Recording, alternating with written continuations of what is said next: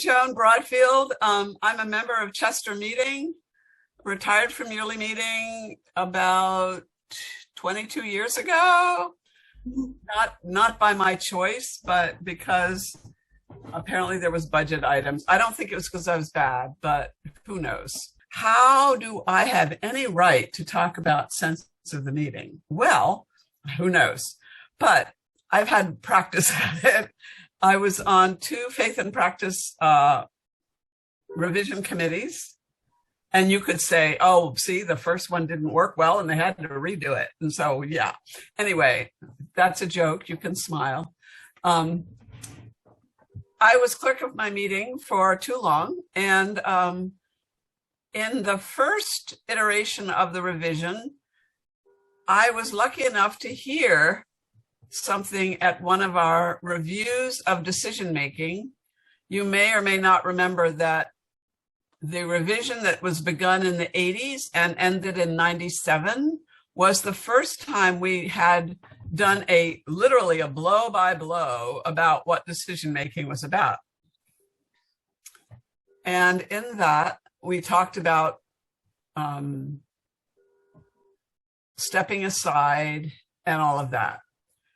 In the more recent one, I think less attention was paid to that because there's been a sense among friends, and it was maybe that what Ed Bronner said at that first review of the decision-making in the 90s was we were spending a little too much time on that, because actually what we need to spend more time on is getting to the sense of the meeting that's real. And so I'm going to talk about sense of the meeting, and I'm going to talk about when sense of the meeting is hard.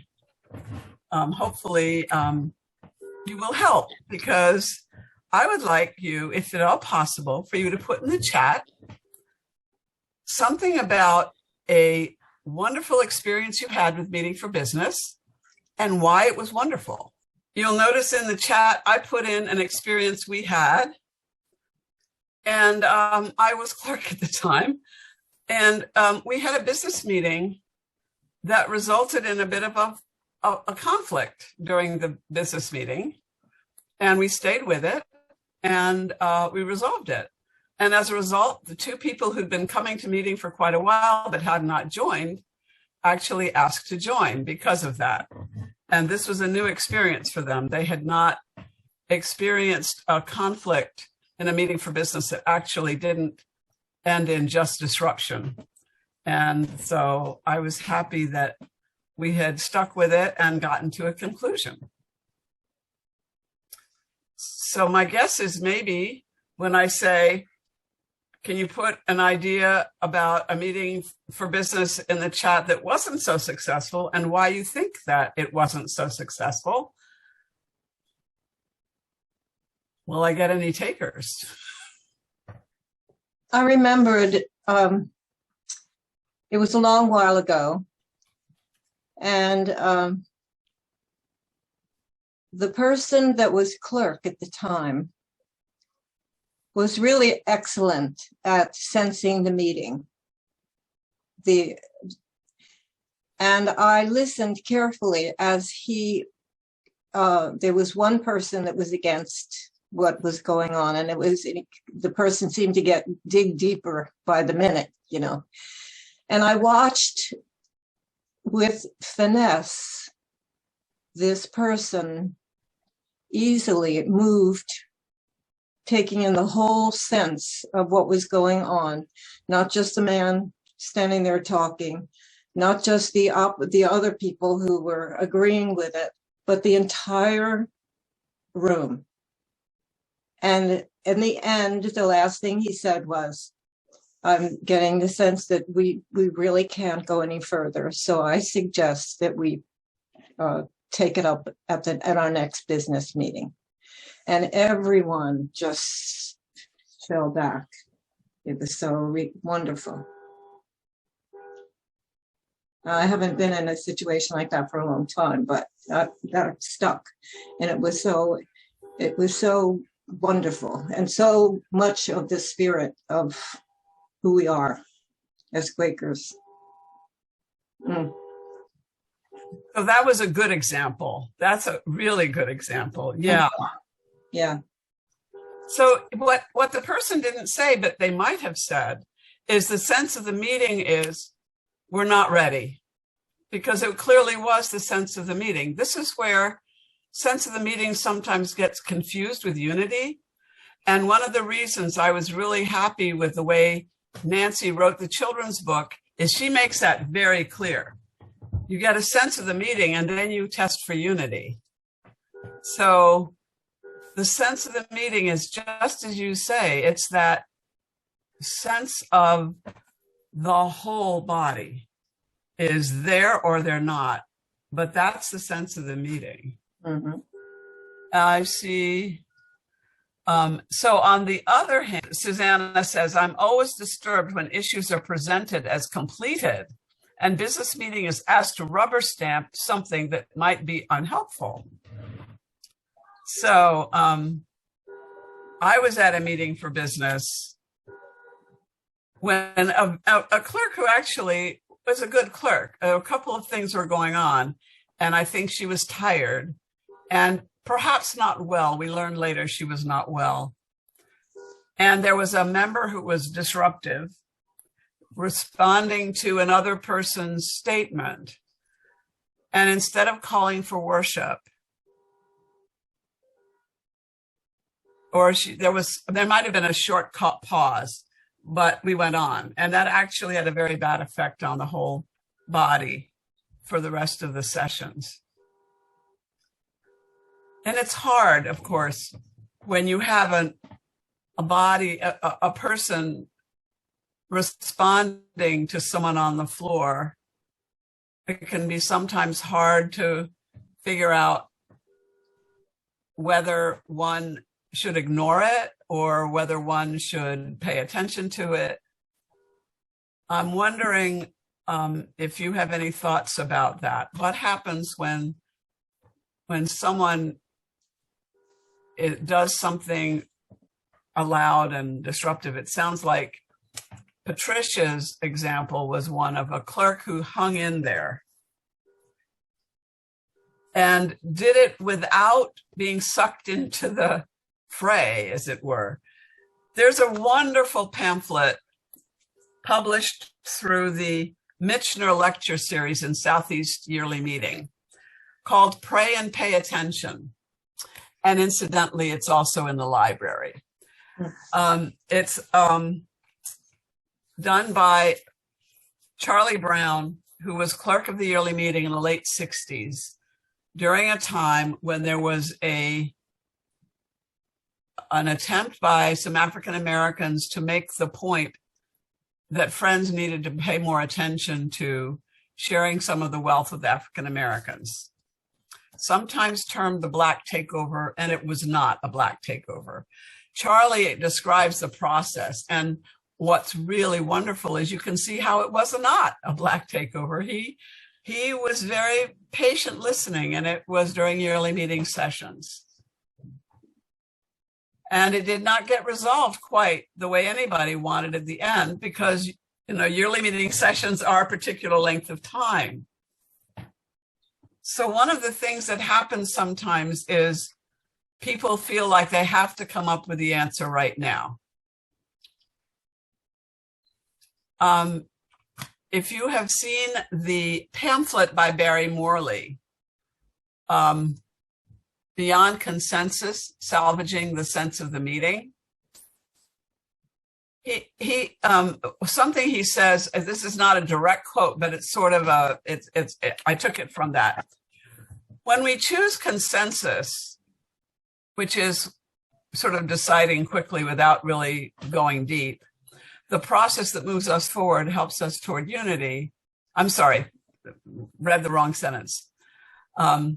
First, Morley talks about sense of the meeting as needing release of our desires, long focus to understand the issue that we're talking about in the long run, not just the short run.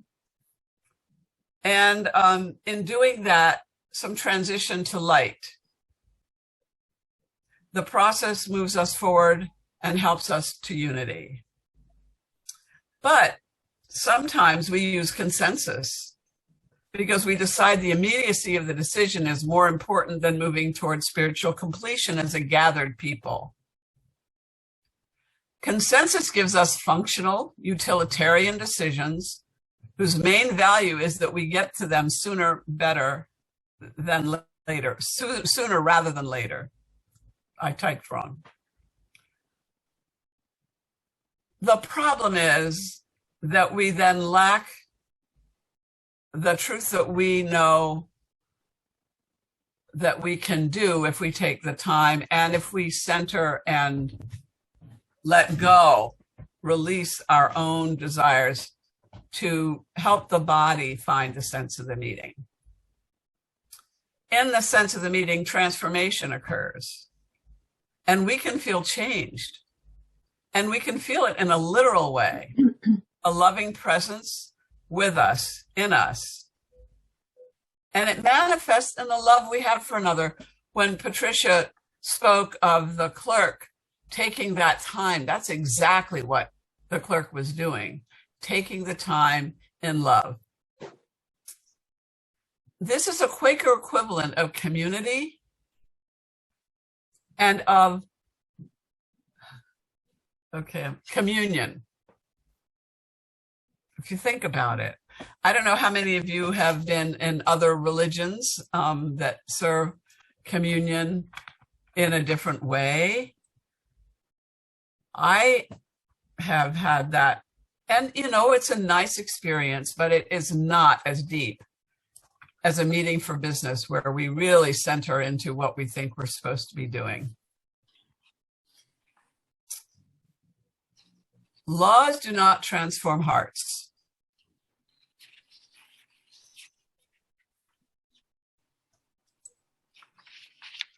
Friends undertake corporate discernment and decision-making in the same expectant waiting for the guidance of the Spirit as a meeting for worship.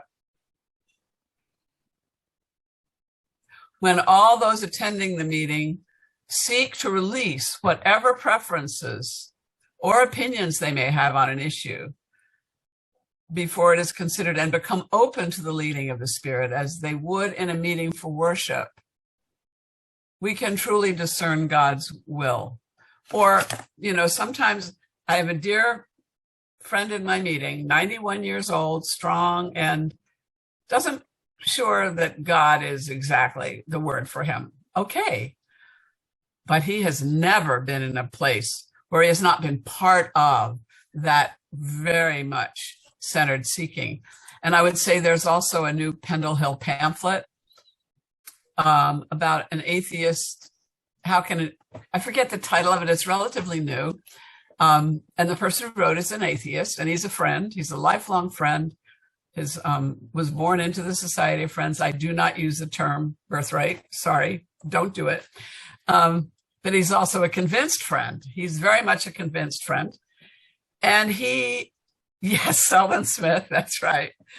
And he is wonderfully centered and very much, his pamphlet is really good. Has anyone read it? Lois, did you read it? Did you like it? Yeah. I when I learned he was writing this pamphlet, I was very excited. So, in Britain Yearly Meeting, let me say this first. In Britain Yearly Meeting, they say, so this process we go through does not mean that laughter and a sense of humor should be absent from our meetings for church affairs. It does mean that at all times there should be an inward recollection. Out of this will spring a right dignity, flexibility, and free from pomp and formality.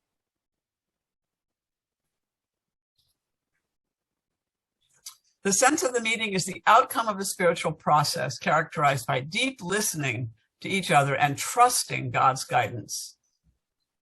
While ideally both processes result in a course of action to which all participants can agree, reaching the sense of the meeting relies consciously on the Spirit. Reasoned argument and lively debate are secondary to spiritual insight and divine leading. That doesn't mean they don't happen, but they can happen in a sense, as the British point out, in a sense that we're caring and we're looking at this deeply in all ways. Seeking the sense of the meeting is democratic in that all friends present are encouraged to participate.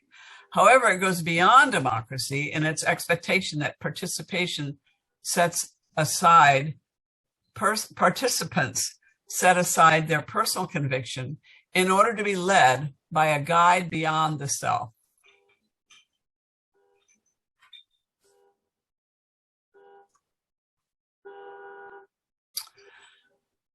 So are there things that you can identify that seem important to be able to have that sort of meeting where you can, in fact, release your own desires and focus on spirit? What are the aspects of community that are important?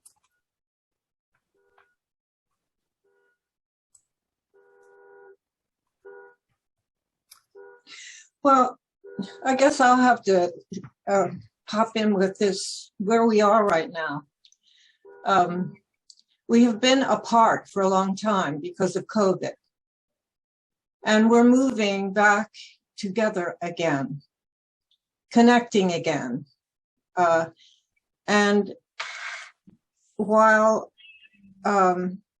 we have been connected in one way, because thank goodness we've had this technology, but on the other hand, there's that two-part, what you said earlier. There's the rule, the law, there is the mind thing, and then there is the connection between persons.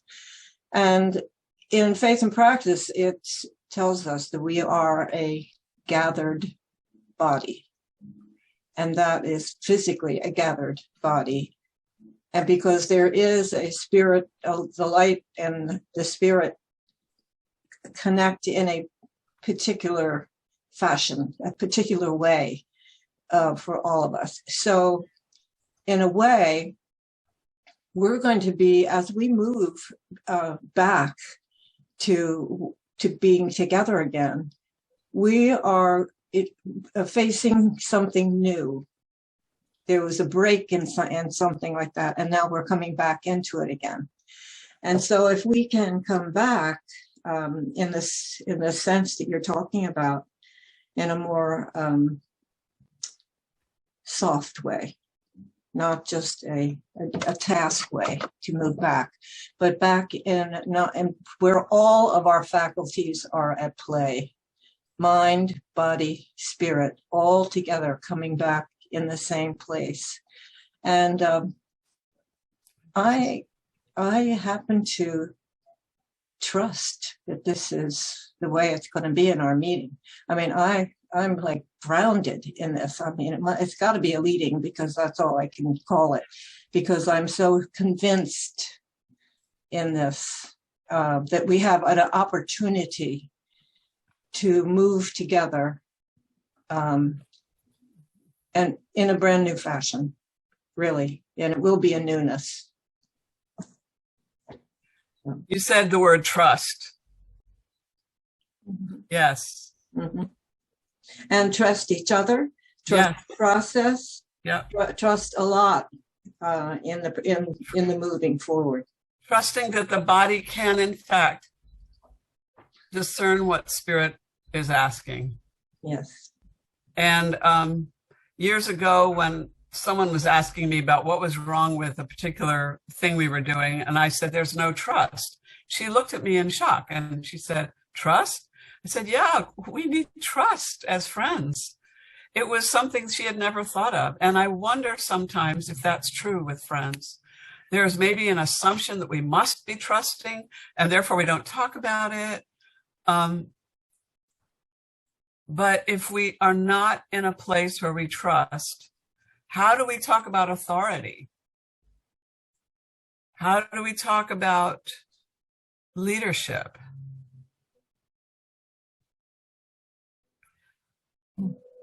And so I wondered, in your experiences on Zoom, when you weren't in the meeting house, did you have breakout spaces where you could check in with each other during the after worship, for instance? Did you find ways of connecting outside of the little boxes on a Sunday morning? I found that at Pendle Hill worship, that's been very helpful. I go to 8:30 worship at Pendle Hill every day that I can. I have to miss sometimes because of errands. And on Wednesdays and on Saturdays, there's either worship sharing little groups, or there is some sort of coming together. I think Francisco calls it coffee hour. So everyone runs for coffee and brings it back, or they have it already with them. And that has been shown itself to be so important, to be able to understand the parts. You know, when we talk about the body, we think of the hands and the legs and there's I think one of the Gospels talks about this. You know, you have hands and all to do different things. Well, each of us does different things. And if we don't know each other well, we might not be able to trust what they're saying because we simply haven't really gotten to know them.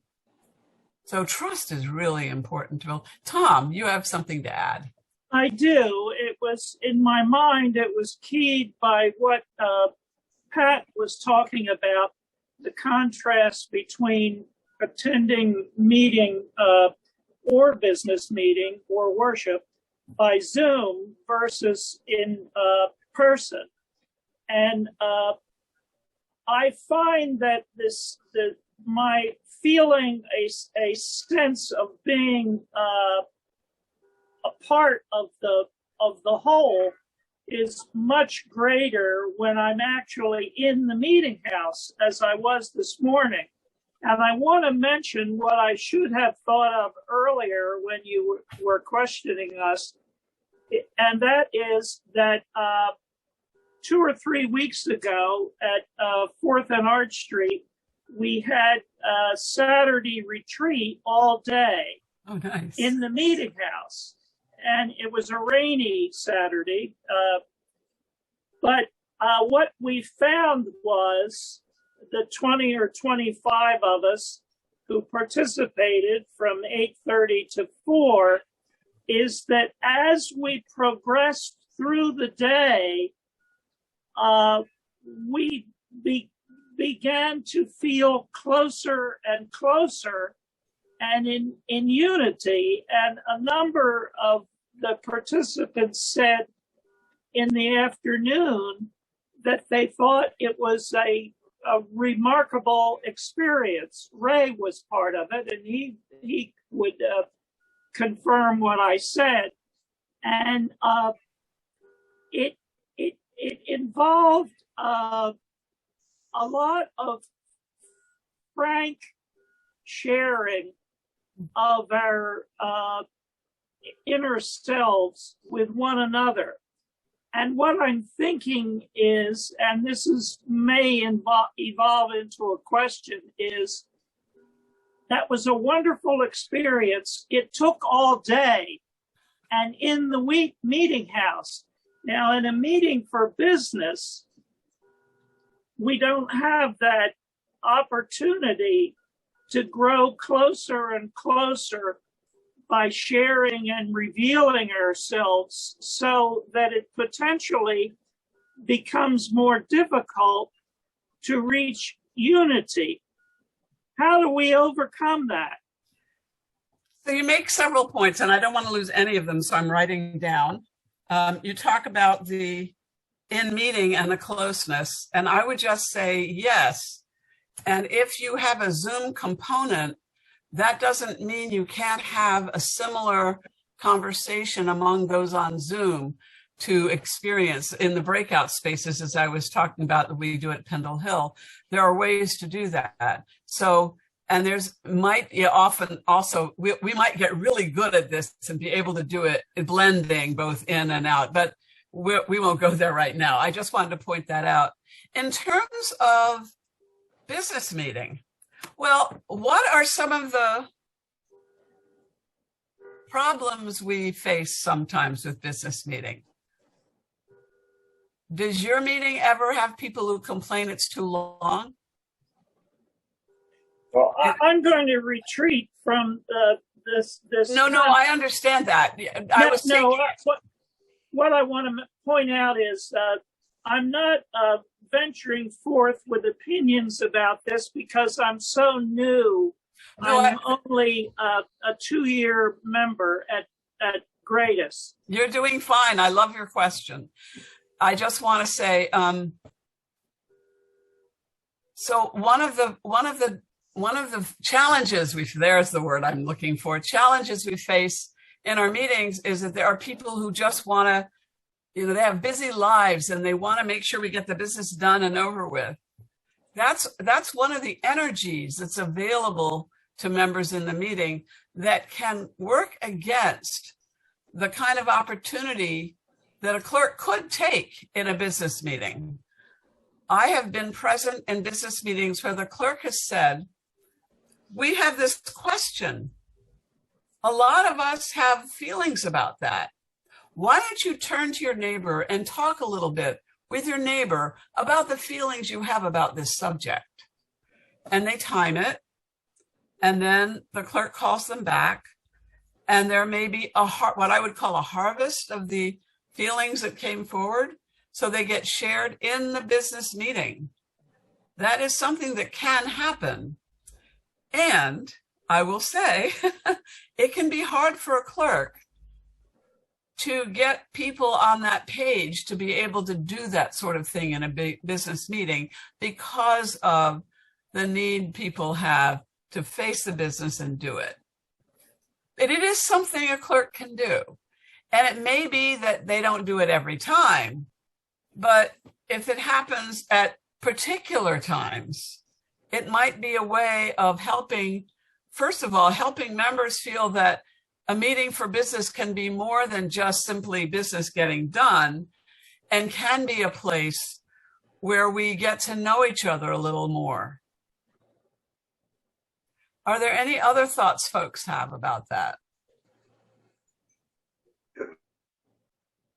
One of the problems we I think are having right now is our lack of familiarity with each other, so that it's more awkward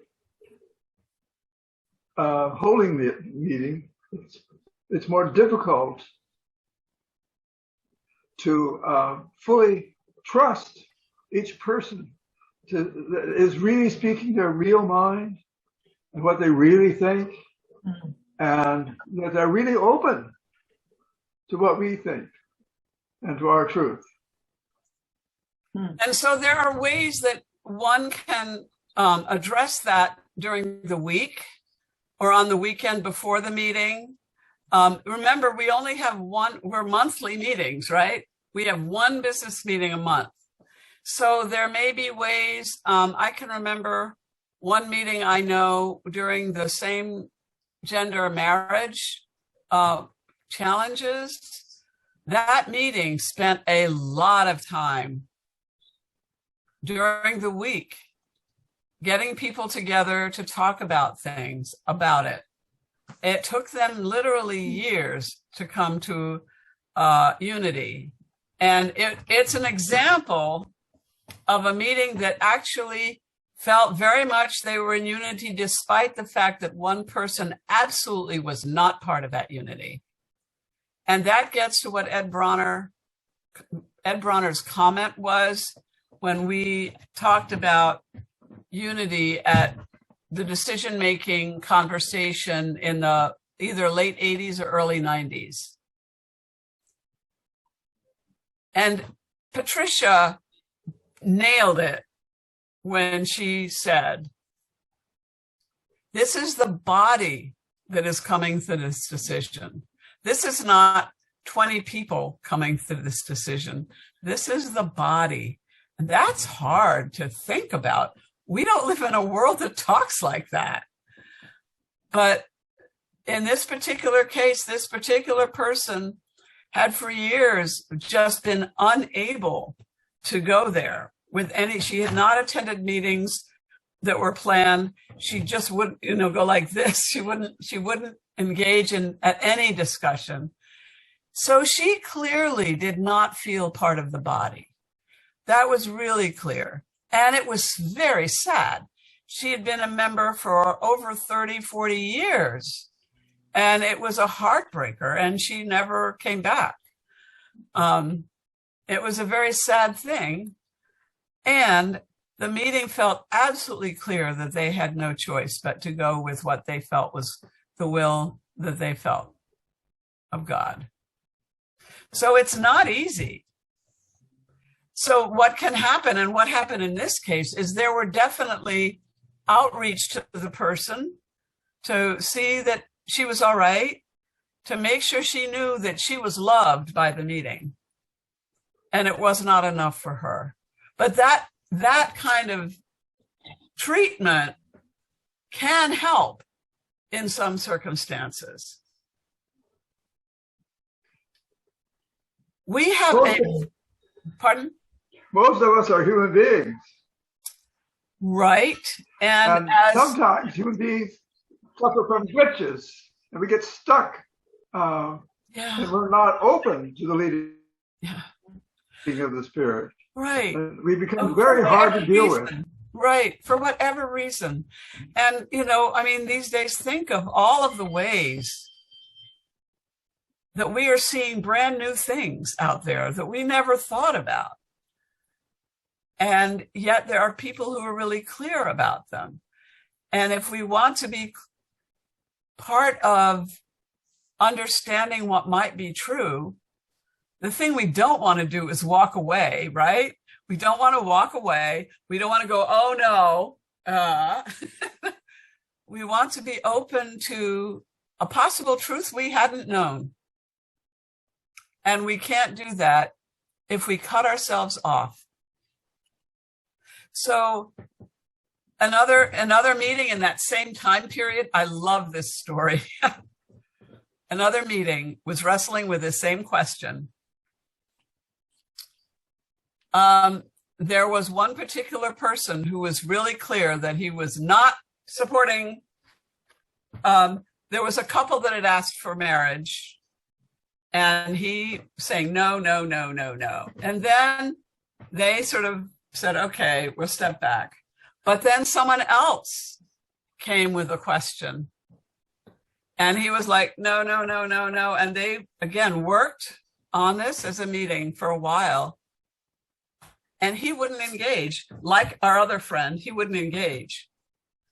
And the father of the person who had asked for marriage called him up one day and said, we really want you to be with us. We don't want you to be absent from this. And he said, there's no way I can stand in the way of your daughter's happiness. I'm not going to come to meeting for business because I also can't say I'd approve it. So in a way, he stood aside without being there. And he did not leave the meeting. It was just something. So where does trust end up there? It feels to me very much like he did trust at some level. He trusted enough that he was not going to stand in the way. He trusted enough that he also couldn't trust himself to be at the meeting. But he was thinking of the whole. In my meeting, we had a discussion about the death penalty. And it was clear that people felt very much we wanted to have a minute that argued against the death penalty. And so I was clerk, and the meeting happened, and it was clear, but there was one person I hadn't heard from, and I knew that politically, he and I were not always agreeing. So I actually said, what do you think, friend? And he said, Friends are against the death penalty. So again, he understood that the body was clear, and he might not be, but that was okay. So the words standing in the way don't have to be said. but they can be. People can say, please minute me as standing aside, or not. As a clerk, I would not ask someone if they wanted to be minuted standing aside. I might just say, like I did to my friend, what do you think? And then they have a chance to say it.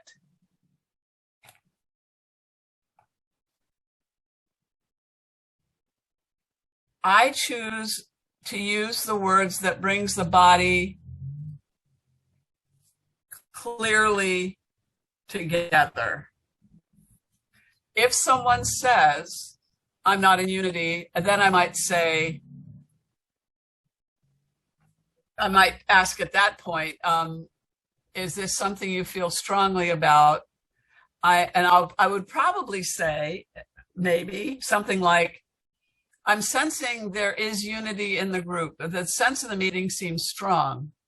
And then we would see how that person would respond. Maybe the person would say, well, here's something I'm really struggling with.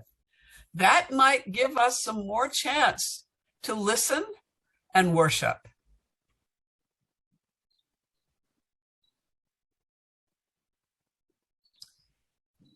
And, oh, Mike. Hello, Joan. We met many years ago. Yes, we have. I was hoping you recognized me. I recognized you. Absolutely. Yeah. I have really only been a friend for 20 years, and I feel as if that's a small amount of time in a lot of ways. Yeah. But since arriving on the steps of Arch Street meeting, I have come to clearly understand that there is a very, very strong difference of opinion within the meeting that's based on a lot of things, including historical precedent, etc. And we've never really been able to stop the or change this disagreement, but it's very strong and it has always been there. And what I would say is that I have had friends in the meeting who I respected and loved working with, and it, really, I'm very, very unhappy that over this issue, they left the meeting. And although I may have shared their perspectives on the issues, I wasn't willing to leave. Mm-hmm. And it's something that I have sort of just lived with and try to find my own way to follow leadings to do the things that I think are best. And I'm talking about religious education, mm-hmm. And Friend Select versus public school education, etc. So I feel as if I try to find my ways of supporting my spiritual understanding of the issues. But what I would say is that there are times when I see that there are these differences of opinions that just will not change within a meeting, and they're long-standing. And what I would also say is that there are times when clerks make really tragic mistakes in the way they handle business. And it has a lot of repercussions. And people are disenchanted and angry at times. And I understand that completely. It's all I'm saying is that it's very difficult. But I'm not going to leave because it's the right place spiritually for me to be. Thank you. Thank you for your honesty. It's true.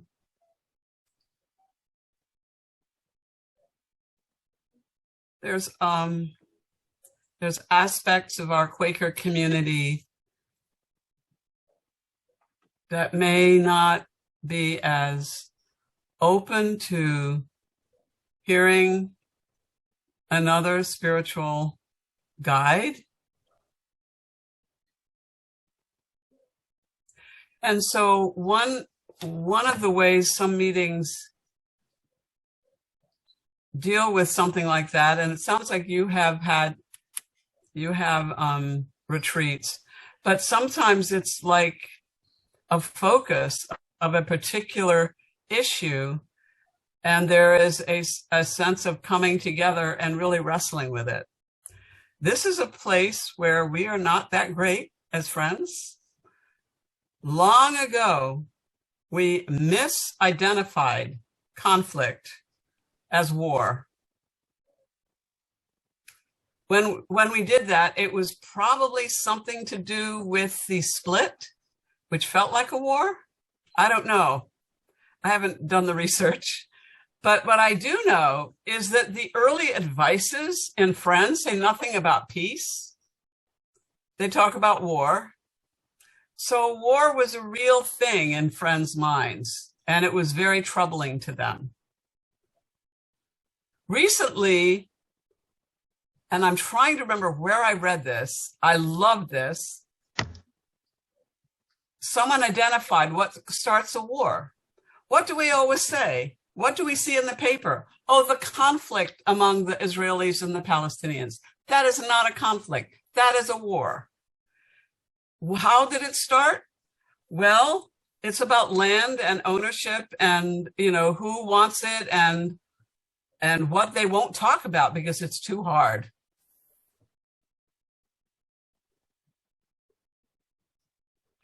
War happens when someone wants something that someone else has, or someone is protecting something that someone else wants, or when someone just wants to be in charge of everything. That's what war is. Conflict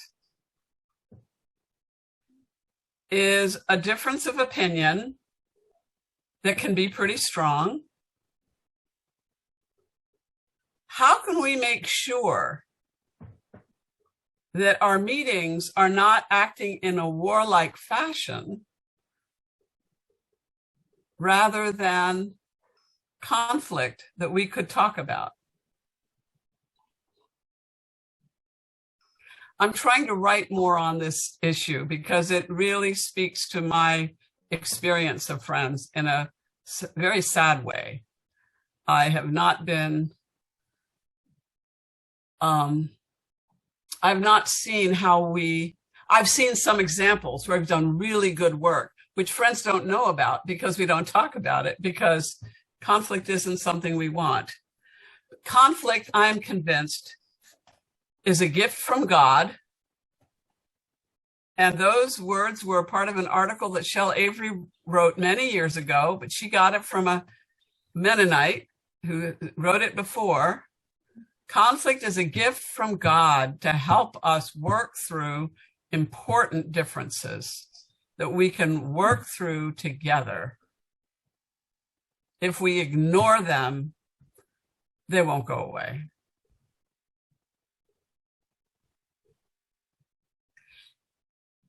And I don't know, Patricia, you know me quite well.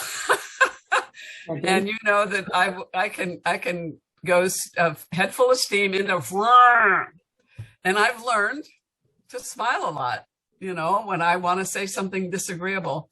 But I also know how important it is to listen to the person who's being disagreeable, not shut them out, not marginalize them. There are exercises a meeting can do to practice listening in all kinds of situations. There are circle work that can be done to get at important issues of differences and find ways of communicating.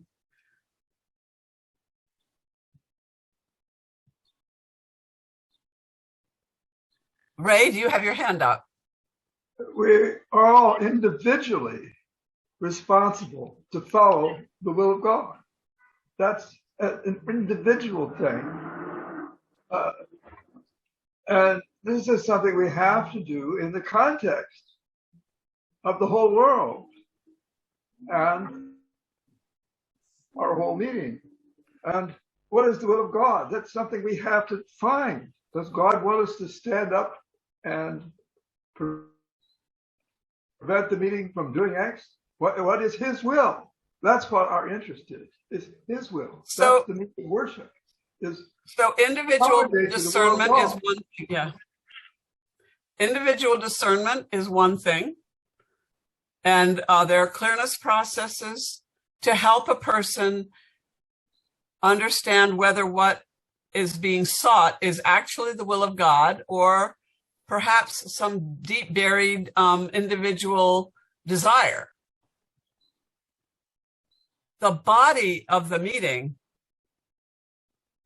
is also seeking the will of God as the body of the meeting.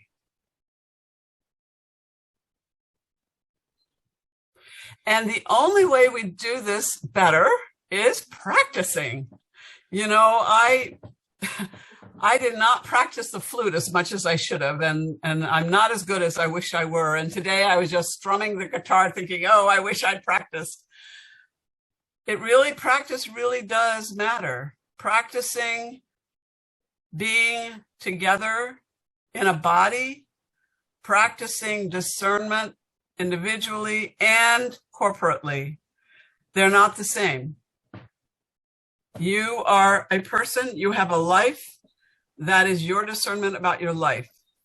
The meeting has its discernment about the issues that it is dealing with or not dealing with because it doesn't want to change or because they really are strong opinions and therefore, you know, it's hard.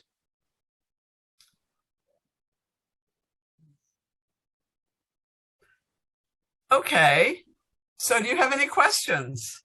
Yeah, one thing that's, you know, I've been to a lot of business meetings, and for 10 years I was the recording clerk for Haddonfield Quarter.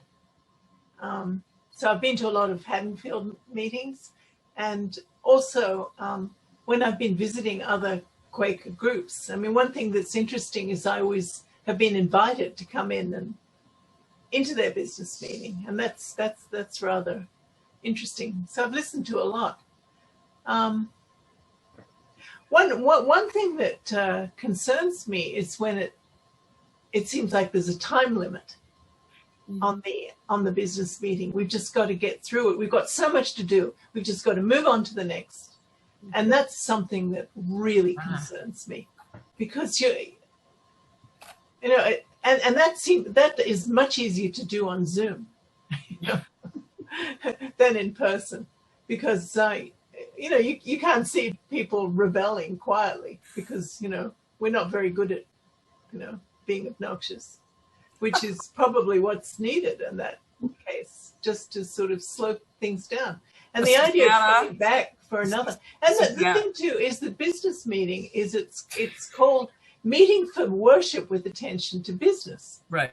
which really puts an entire different flavor on it. Right. You know, we're not supposed to ram things through, and we are supposed to come back again another time if we're just worn out, and we need more time. Mm-hmm. Suzanne, I was going to ask, when you're obnoxious, is God telling you to be obnoxious? Absolutely. I hope I try my best to walk in the light at all times, and I really apologize if I get people upset. You know, that's you know, even if God maybe wasn't actually telling you at the moment, that you can always be forgiven too. So That's right. Oh yes, grace.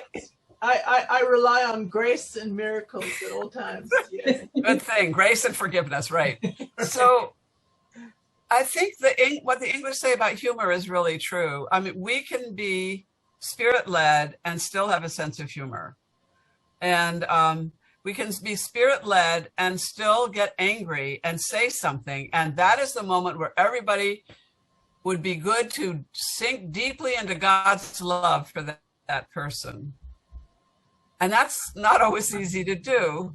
Sometimes there's a friend who's good at standing up at that point and actually saying something to that person. Friend, we are holding you in such love because we hear your pain. And if we did things like that a little more out of the present moment, it might help. But yeah, time is really hard. So we had, when I was staff, we had this wonderful routine of switching off who was going to be the clerk of staff meeting. And I got to be clerk, and our meetings had been long. And people were like not wanting long meetings. And so what I did is I said something that a friend of mine had said once in a business meeting. I said, friends, we have a lot to do, a long agenda. So we are going to slow down.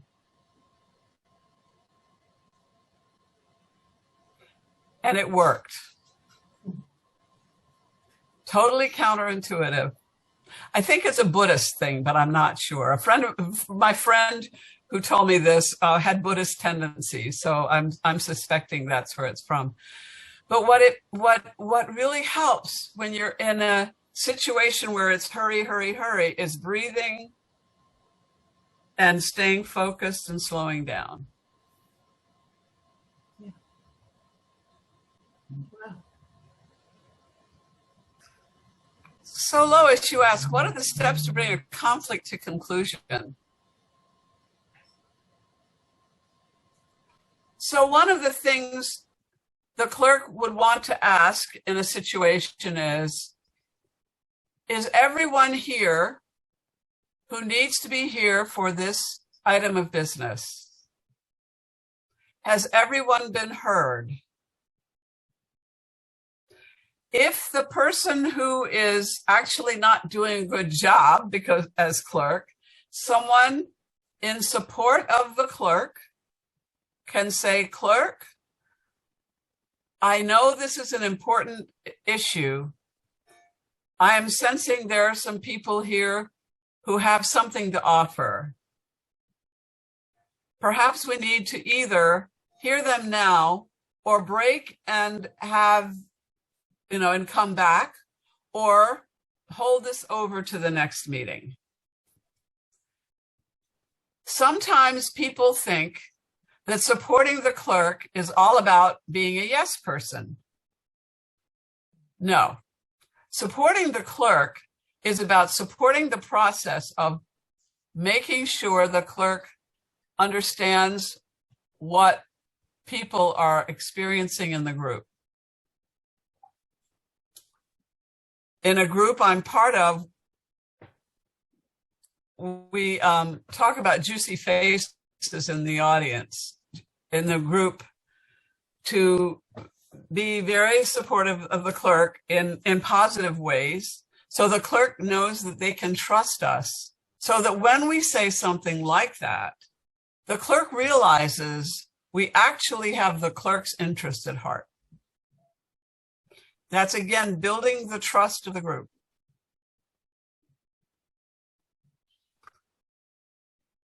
So in a conflict, you want to make sure that all of the issues that have come up are known to people. So I'm one of these people who needs to see it on paper. And so if you have a whiteboard, and this, some friends get very upset when you start putting a whiteboard into the business meeting, but it's very useful for many people who have what I call wiring issues, like me. So you can actually get people to tell you, well, what are the issues we're hearing? And you write them down. What are the points people are trying to make? And you write them down. Sometimes just by writing it down, you can actually get somewhere, but asking questions, continuing to ask questions. What is it about the Friend Select or whatever? I'm just using it because that's what Lois said.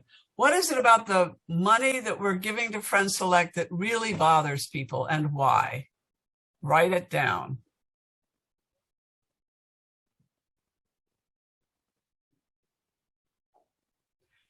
And when people have a different opinion, make sure the people who have a different opinion are supported by writing it down, by thanking them, by asking if there is another suggestion they have, or if someone else has another suggestion. Mike, I did see your hand. You're on mute, unmute. Yes. Joan, could you please tell us or give your perspective on when a threshing session might be appropriate? Oh, always. What I'm actually talking about right now is a threshing session, and you can say that. But you don't have to. It depends on how the body feels. A meeting for business is coming to the sense of the meeting. What do you need to get to the sense of the meeting? You need time. You need to have, in a conflict, you want the conflict to be on one side and the people who disagree to be on the same side, both looking at the conflict. When you have two people on different sides, then they're banging heads.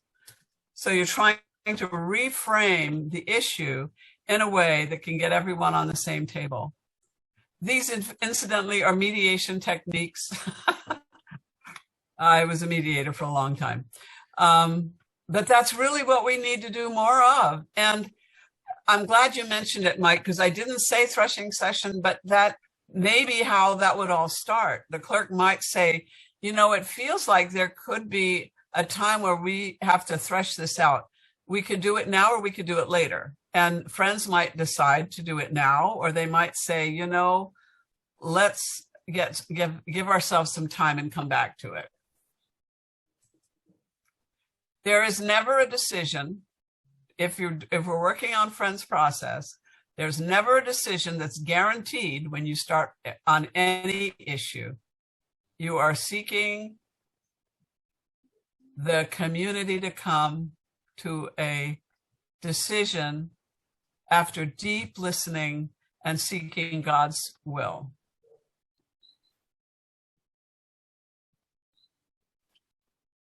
Mike. Joan, have you had experience with a called meeting for a threshing session? Oh, sure. That any called meeting is simply the group agreeing they will meet specifically for the issue, and they might say as a threshing session, or they might not. You know, it really is up to them. And threshing session can be just a threshing session. And if it's a threshing session and spoken of as a threshing session, people will assume that the decision will not come then. So it's good to get very clear at the very beginning what the end of the session might provide. Where it gets tricky is if you have a threshing session and there's a lot of people there and it seems like you're in unity, and then you bring it back to the meeting and people who weren't there go, well, you know, that's not what we thought. Then you have a problem. So it's probably a good idea when you're talking about a threshing session to say that it is also a meeting for business. And you might want to design it so that you have a threshing session and then a break for lunch, and then come to a meeting for business where you then articulate the points made at the threshing session and continue into meeting for business. Thank you. Welcome. The wonderful thing about Quaker meeting is a called meeting can be almost anything you want, but it does need to be clear to people what it is, so that everybody's on the same table what's going to happen. And I don't mean what decision is going to be made, but you know, the steps that the friends are going to be going through.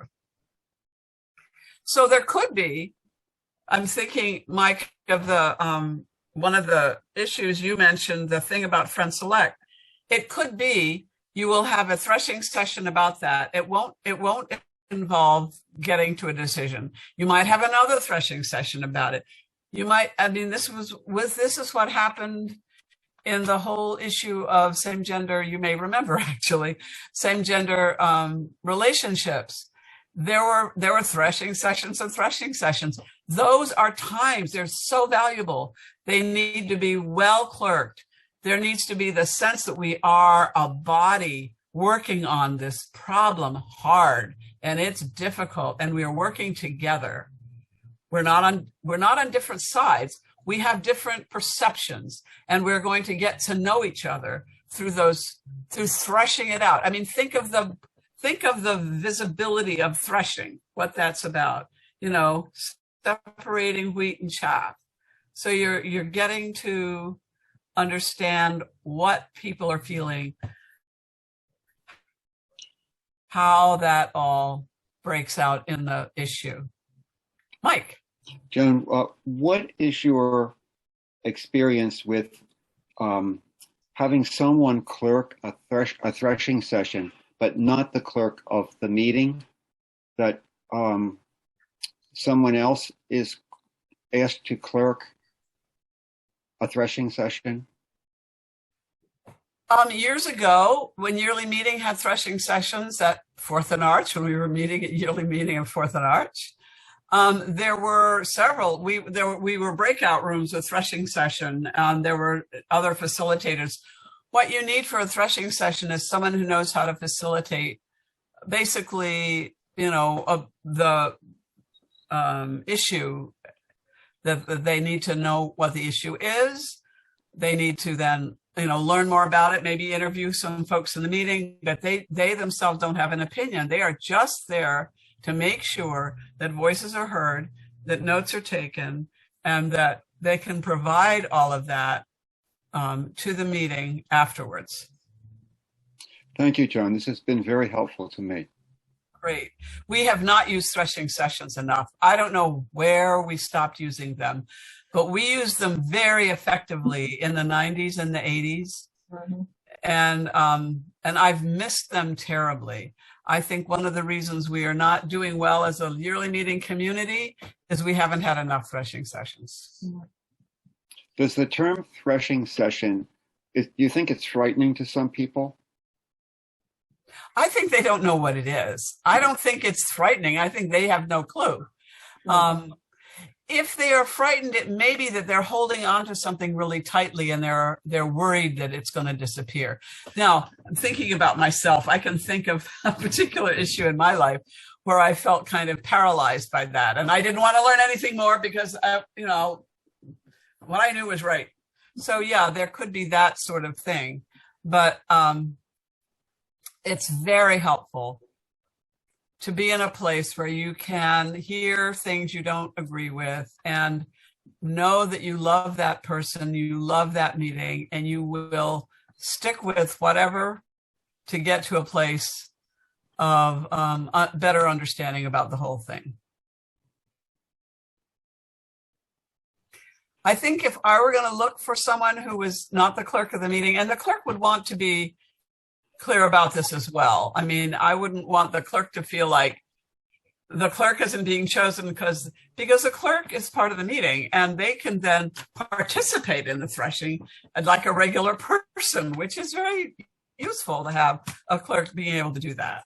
I would look for someone who has some experience in mediation or conflict resolution, just simply that they know how to handle the issues and can put together ideas of how to get at hard stuff.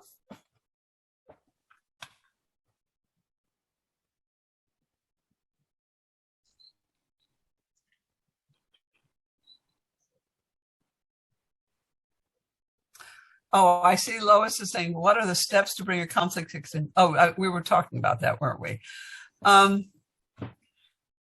It's always good to check in when you don't feel you have a voice and say it.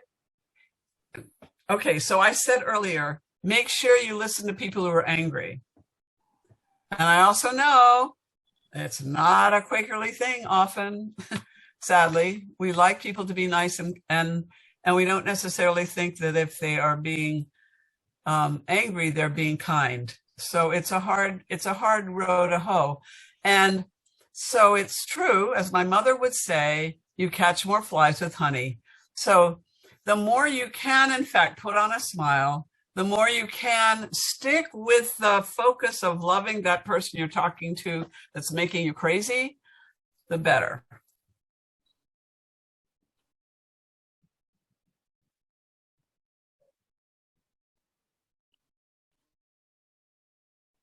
Have we solved the world's problems yet? Joan, do you have any? I think so. For our end of our allotted time. So if you have Lois, I didn't hear you. Could you start again? I'm asking if you have any concluding remarks. Well, that was a pretty concluding remark, wasn't it?